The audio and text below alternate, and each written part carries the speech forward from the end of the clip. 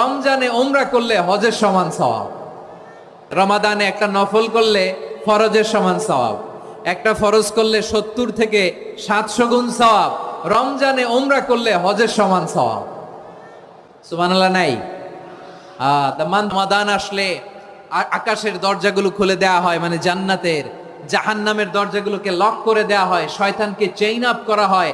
ইবাদত করলে শুধু করতেই মনে চায়, চিল্লায় বলেন না সুবহানাল্লাহ।